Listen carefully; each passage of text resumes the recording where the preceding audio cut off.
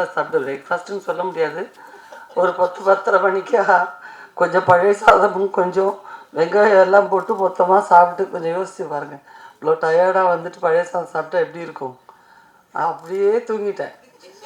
தூங்கிட்டே இருக்கிறது உலகத்தில் வேறு எதுவுமே வேண்டாம், என்னத்துக்கு நடிச்சாவது அதெல்லாம் ஒன்றும் தேவையில்லை. அழகாக போயிட்டுருக்கு. என்னென்னமோ கனவெல்லாம் வந்துட்டுருக்கு. திடீர்னு தியாகசாருடைய அந்த வாய்ஸ், ஒரு கனகம்பீரமான வாய்ஸ் ஃபோனில் இருந்து, இந்த உரோசி கிளம்பலையா? ஐயோ இது மறந்துட்டாரு. அப்படி ஐயோ sir sir sir sir sorry sir sorry sir. என் வீட்டுக்காரர் வேணா என்னை பிச்சு எடுத்துடுறாரு. நீக்கு வரேன்னு கரெக்டாக சொல்லிவிட்டு அவர் கரெக்டாக மெசேஜ் அனுப்புகிறாரு. அதாவது ரொம்ப ஒரு மிலிட்ரி மாதிரி தியாகு சார். கரெக்டாக பங்க்சுவலாக எல்லா விஷயமும் கரெக்டாக இருக்கும். நம்ம எதை பற்றியும் கவலைப்பட வேண்டியதே இல்லை. ஐயோ நம்ம மறந்துடுவோமோ அப்படிங்கிற ஒரு பயமே தேவையில்லை.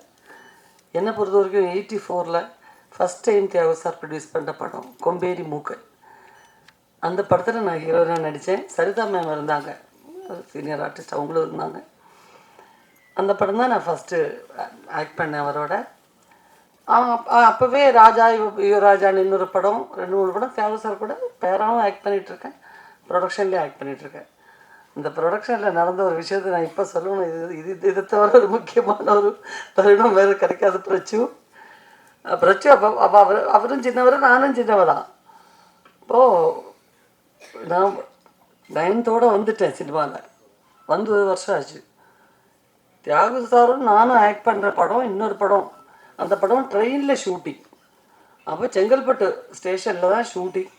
வந்தாகணும்னு சொல்லியாச்சு. ஆனால் தியாகு சார் என்னமோ முடிஞ்ச வரைக்கும் சொல்லியிருக்கார போல இருக்குது. கிளைமேக்ஸ் நடந்துட்டுருக்குங்க, இப்போ இந்த நேரத்தில் நீங்கள் கொண்டு வந்து வைக்காதீங்க, அதுக்கப்புறம் கொடுக்குறோம், கண்டிப்பாக கொடுக்குறோம். ஒரு நாளைக்கு நாங்கள் 2 பேருமே வந்து ஒர்க் பண்ண 2 பேருமே சொல்லி பார்த்தாச்சும் உங்கள் கேட்குற மாதிரி இல்லை.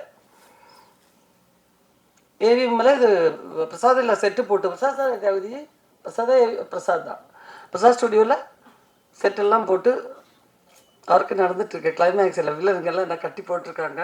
நான் வேறு வச்சா அந்த ஸ்டைல் பழைய அப்படி உட்காந்துருக்கேன்.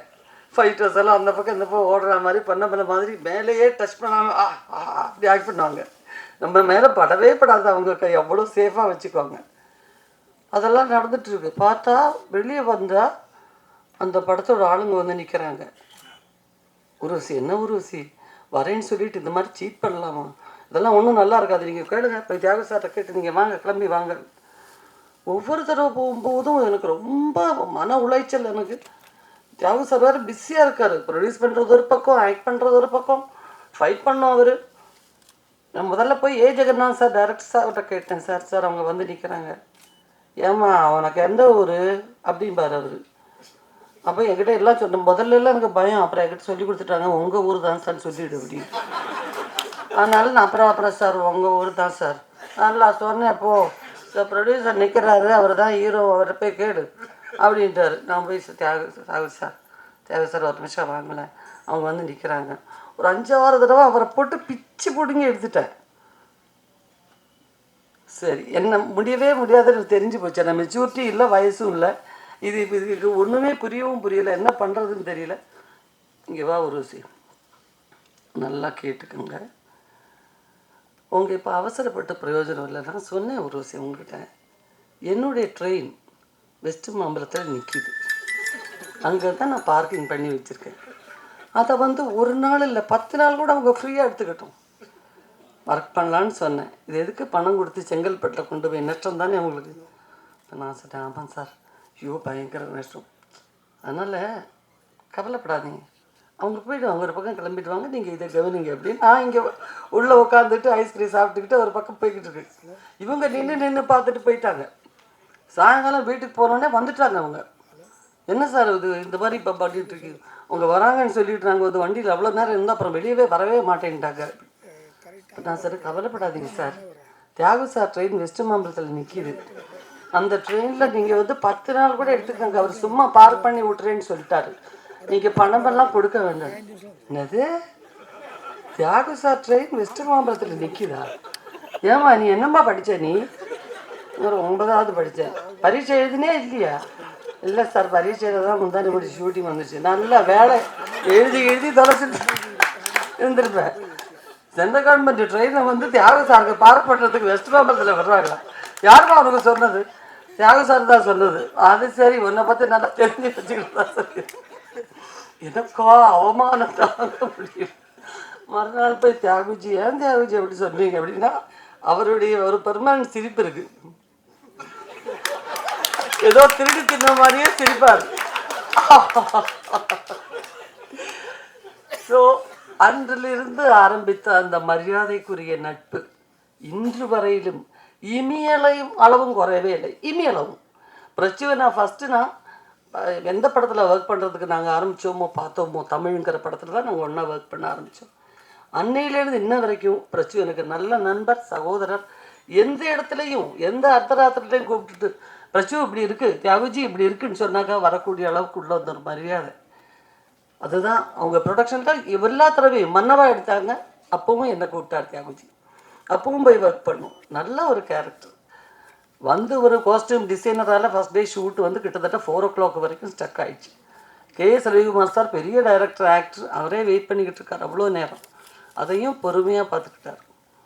ஒரு டைரக்டருங்கிற முறையில் ஒரு சின்னதாக ஒரு சத்தம், அது கூட தியாகு சார் லொக்கேஷனில் எந்த விதமான ஒரு இதுவும் ஒரு ஆர்டிஸ்ட்டுக்கு ஒரு பெயினும் ஸ்ட்ரெயினும் கொடுத்ததே கிடையாது. நான் பணம் திருப்பி கொடுத்துட்டு எல்லாருக்கிட்டையும் நோட்டீஸ் தான் அப்படின்னு எடுக்கலை, எல்லாத்துக்கிட்டே சொல்லிட்டார் அவர்.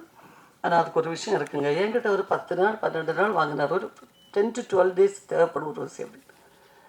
7 நாளுங்கிறது பேர் தான். சில நாளைக்கு 2 மணி நேரம் தான் ஒர்க் பண்ணியிருப்போம். அவர் மேலே நான் வச்சுருக்கிற அந்த என் மேலே அவர் வச்சுருக்கிற அந்த கான்ஃபிடென்ஸும் அவர் மேலே நான் வச்சுருக்கிற மரியாதையும் ரொம்ப தைரியமாக ஒரு இதுதான். அந்த மாதிரி தான் அந்த லாட்டர் விற்றுக்கிட்டே நீங்கள் வந்து வருவீங்க ரெஸ்டாரண்ட்டில் இந்த மாதிரி சீன் ஓகே அப்படின்றவார். சார் அது இந்த டைலாக் பேச அதெல்லாம் உங்களுக்கு வந்துடும், பரவாயில்ல. அதுலேயே பல சீன்ஸ் ரொம்ப ஈஸியாக முடிஞ்சிச்சு. ஸோ அதெல்லாம் ரொம்ப சீக்கிரம் முடிச்சிட்டாரு. எனக்கு மனசு உறுத்துது. இவ்வளோ நாளைக்குன்னு சொல்லி ஒரு பேமெண்ட் பேசிட்டு இப்படி வந்துட்டு என்ன வீட்டுக்கார்ட்ட சொன்னேன், என்னமோ தெரியலக்கு எனக்கு மனசு ரொம்ப ஐயோ அவன் வேண்டாமா வேண்டாம் திருப்பி கொடுத்துடலாம் அப்படின்னு. நான் ரகசியமாக டப்பிங் தேட்டரில் கொண்டு போய் கொடுத்ததை இப்படி வகைரமாக சொல்கிறதா இருந்தால் நான் ப்ரெஸ் மீட் கூப்பிட்டு கொடுத்துருப்பேன். எல்லாருக்கும் முன்னாடி சொல்லிட்டாரு, எல்லா சேனல்லையும் சொல்லிட்டாரு.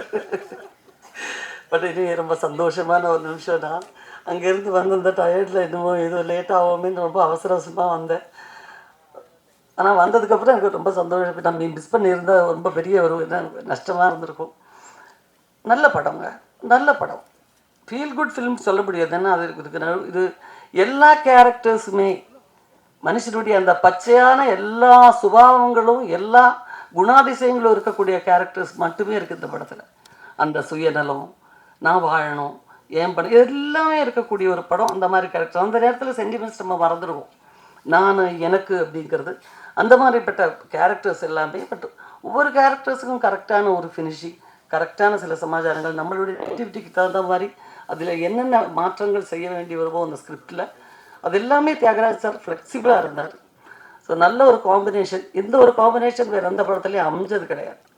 ஸோ நல்லா வரணும். எல்லாருடைய சப்போர்ட்டும் எங்களுக்கு தேவை. வாழ்த்துங்க. நன்றி, வணக்கம்.